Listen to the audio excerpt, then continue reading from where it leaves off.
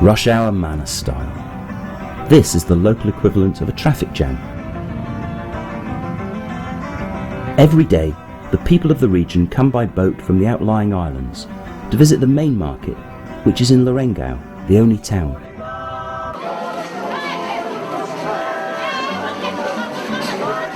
Sitting just 2 degrees south of the equator, on a map Manus seems to have little connection with the rest of the nation.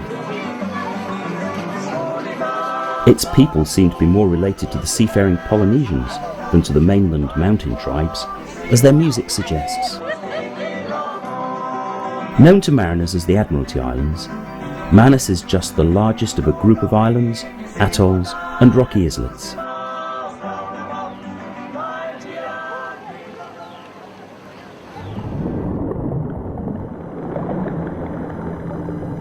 Manus is the remotest of Papua New Guinea's islands. Yet the Second World War reached even this distant outpost of PNG.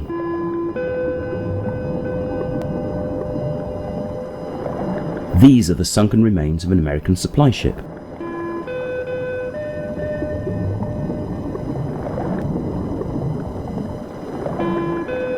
Much of its cavernous hold is now empty. As the ship's broken up, its cargo has spilled out onto the seafloor. The steel plates of the ship have become encrusted with coral growth.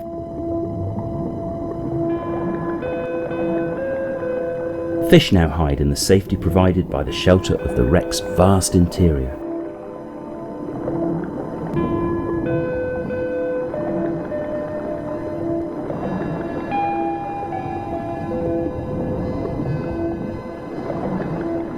Deeper inside, where little daylight penetrates, barrels still lie forgotten and abandoned in the holds.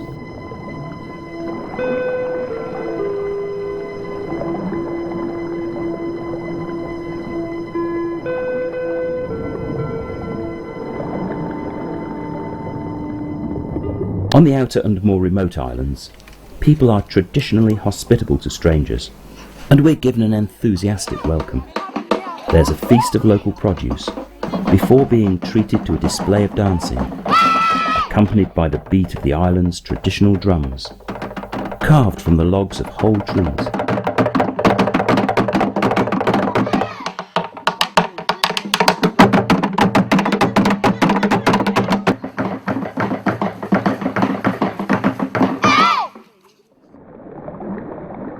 Until recently, Manus had no diving infrastructure, so could only be dived from liverboards, and as its underwater world was virtually unexplored, few ventured this far from the guaranteed dive regions of the principal islands and reefs.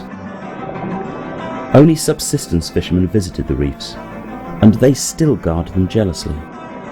When surfacing from one dive, we were challenged by fishermen, who saw our cameras and felt entitled to a share in what they thought we'd earn from our work. They believed that we'd be paid large amounts from the images we'd taken on that dive, and as they regarded it as their reef, why couldn't they share in the profits?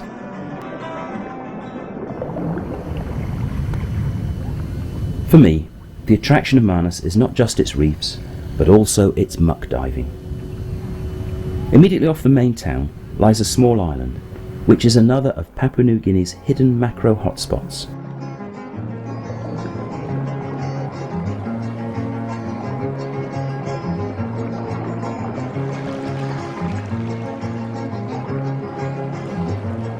Inimicus, known more commonly as the devil's scorpionfish, a fish that walks along the seabed in search of its prey. The dragonet is another fish that walks, but that can just as comfortably swim. It delicately plucks food from the sea floor.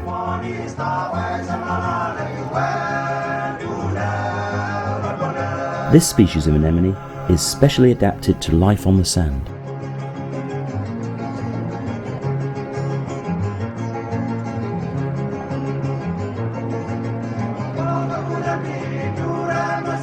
Other more common species of anemone are also found here, with their ever-present resident shrimps.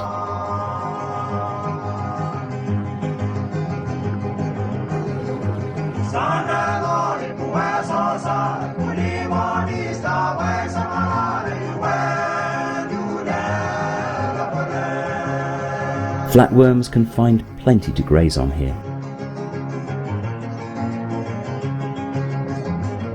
Almost totally buried in the sand, a pair of lizardfish, eyes upturned, waiting to shoot up into the water column and grab passing fish, ambushing from below with their razor-sharp teeth.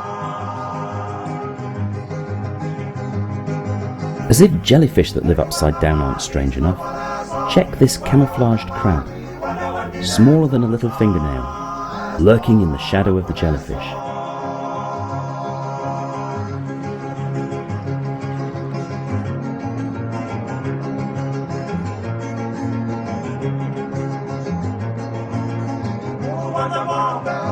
The goby's tail is in constant contact with its hard-working shrimp companion.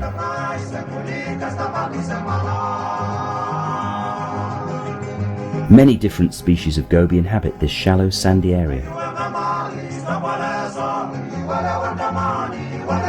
The peacock mantis shrimp is another sand dweller, excavating a tunnel from which it darts when prey strays close enough.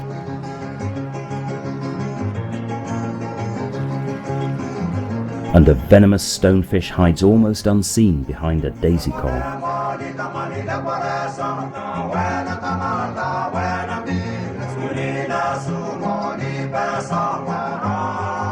The exciting thing about muck diving is that you never know what you'll find, and sometimes it's the unexpected.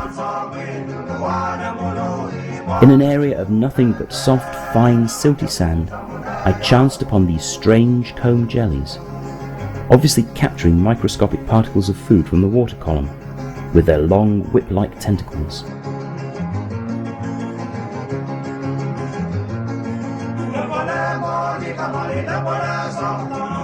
I've still never found them in any identification book.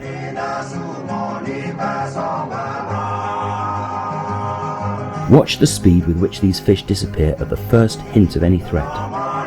Moving as one, they disappear into a hole in the coral in an instant. There are 24 camera frames per second.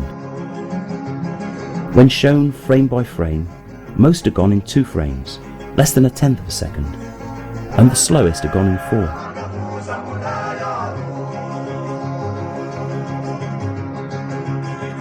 The anemone becomes home for a varied collection of other creatures. Anemone fish never stray far from it. Shrimps pick tiny scraps from its surface. Juvenile 3-spot dacilus share the anemone as their home. And porcelain crabs reach out into the current from the safety of the anemone to filter particles from the water.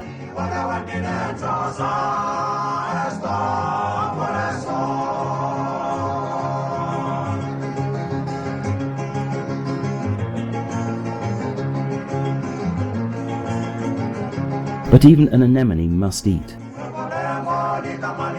Sea mice rely on their protective spiky bristling hairs and an ability to burrow into the sand to escape predators.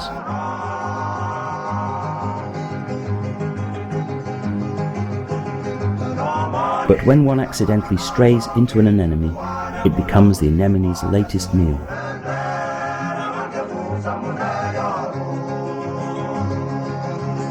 At normal speed, it took over 2 minutes to wrap itself around the helpless sea mouse.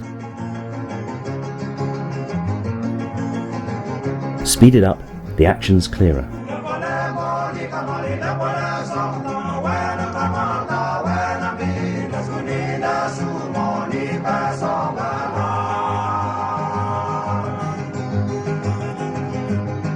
Seagrass is always an interesting environment, and here's no exception.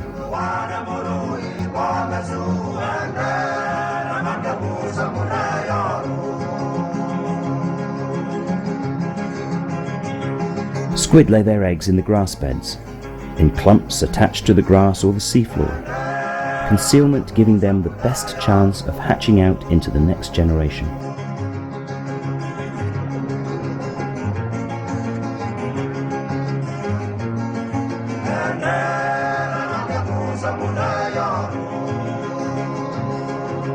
On the seafloor just alongside the grass beds, seahorses wander upright in their unique swimming style, propelled only by their rapidly pulsating dorsal fin.